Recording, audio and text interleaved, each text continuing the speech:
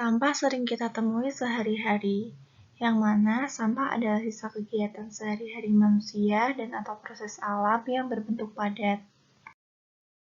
Sampah dapat dikategorikan berdasarkan asalnya menjadi dua, yaitu sampah organik dan sampah anorganik.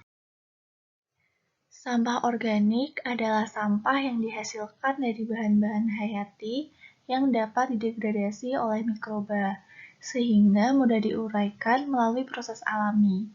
Sampah organik misalnya daun dan ranting, sampah dari dapur seperti sayuran, kulit buah, dan sisa makanan.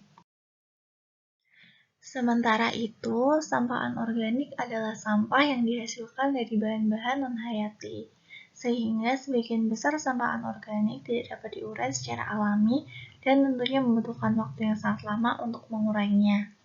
Sampah anorganik misalnya botol plastik, kaleng, tas plastik, dan yang lainnya.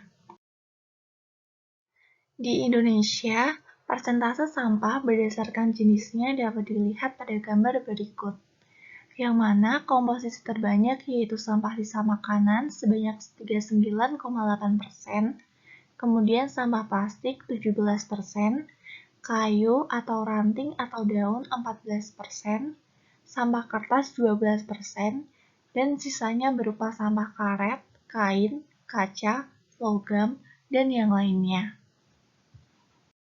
Sementara itu, berdasarkan sumber sampah, komposisi terbanyak dihasilkan dari sampah rumah tangga sebanyak 37,4%. Tahapan pengelolaan sampah dilakukan dengan prinsip 3R, yaitu reduce, atau mengurangi segala sesuatu yang menimbulkan sampah. Reuse, atau menggunakan kembali sampah yang masih bisa dipakai. Dan recycle, yaitu mengolah atau mendaur ulang sampah menjadi barang yang lebih berguna. Pengelolaan sampah bernilai ekonomis yang pertama, yaitu dengan adanya bank sampah. Bank sampah adalah suatu sistem pengelolaan sampah kering secara kolektif yang mendorong masyarakat untuk berperan serta aktif di dalamnya. Sistem ini akan menampung, memilah, dan menyalurkan sampah bernilai ekonomi pada pasar, sehingga masyarakat mendapat keuntungan ekonomi dari menabung sampah.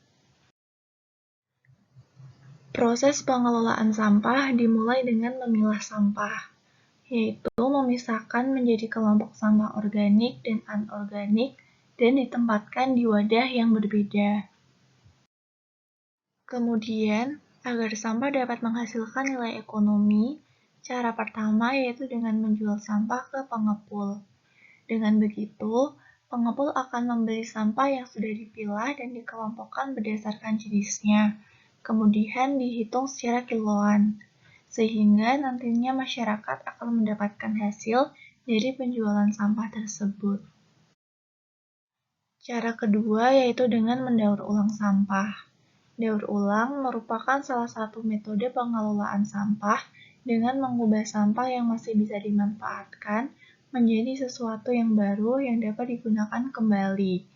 Dengan mendaur ulang sampah menjadi sesuatu yang baru, maka akan memberikan manfaat secara ekonomis apabila hasil daur ulang tersebut dapat dijual. Contoh daur ulang yaitu bungkus minuman kering diubah menjadi kerajinan tas.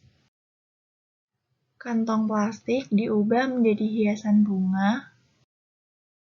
Botol plastik menjadi kursi ekobrik, dan masih banyak lagi kerajinan daur ulang sampah yang dapat dihasilkan. Berikut beberapa contoh kisah sukses pengelolaan sampah sehingga memberikan manfaat ekonomis bagi masyarakat.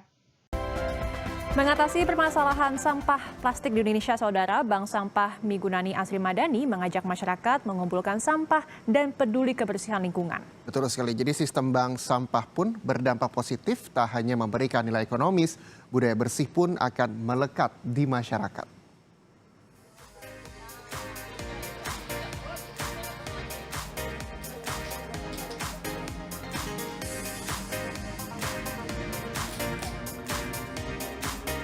Berawal dari keresahan warga karena banyaknya tumpukan sampah di lingkungan, warga di Kecamatan Cisauk, Tangerang pada tahun 2018 mendirikan Bank Sampah Migunani Asri Madani. Dan bank sampah ini telah memiliki 250 nasabah yang secara rutin menyetorkan sampah rumah tangga mereka. Bank sampah memang mengusung konsep manajemen layaknya perbankan. Nasabah datang membawa sampah yang telah dipilah. Sampah lalu akan ditimbang dan dihargai dengan sejumlah uang. Ada lebih dari 30 jenis sampah yang disetorkan ke Bank Sampah Migunani Asri Madani ini. Dan yang mendominasi adalah sampah botol bekas air mineral yang terbuat dari PET. Plastik ini memiliki karakteristik kejernihan yang tinggi dan mudah didapat karena erat sekali dengan keseharian kita. Sampah dari botol plastik PET juga cenderung lebih mudah didaur ulang serta nilai ekonominya lebih tinggi. Sampah rumah tangga yang sudah tidak terpakai di rumah itu kami tampung dan kami beli di sini. Sistemnya kita membeli kepada nasabah atau kepada warga. Sampah yang telah dipilah dan dibersihkan akan dijual ke pengepul yang sudah bekerja sama. Sedangkan sisa sampah akan didaur ulang oleh ibu-ibu setempat menjadi kerajinan seperti vas bunga, kursi, hingga akuarium. Bagi sebagian masyarakat, sampah sering dianggap sebagai masalah. Hal itu terjadi karena pengelolaannya yang tidak maksimal. Pemahaman warga akan pentingnya pemanfaatan sampah dinilai masih kurang.